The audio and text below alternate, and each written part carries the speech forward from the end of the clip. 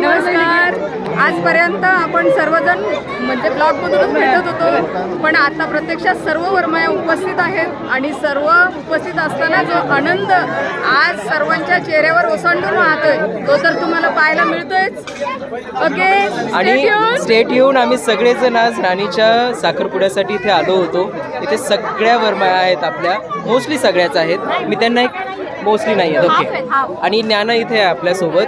मी या सगळ्या वर्मयांना सांगितलं की तुम्ही आज सगळ्याजणी एकत्र आहात, सामूहिक सासूरवास करू शकता तुम्ही हिला आता सध्या, परंतु त्यांनी सगळ्यांनी नकार दिलाय सामूहिक सासूरवास करण्यासाठी आणि सगळ्यांनी सांगितलं की मुलीसारखंच तिला ट्रीट केलं जाईल, कारण त्यांना माहितीच नाहीये. ठीक आहे, नवरी पण आलेली आपल्यासोबत, हे बघा.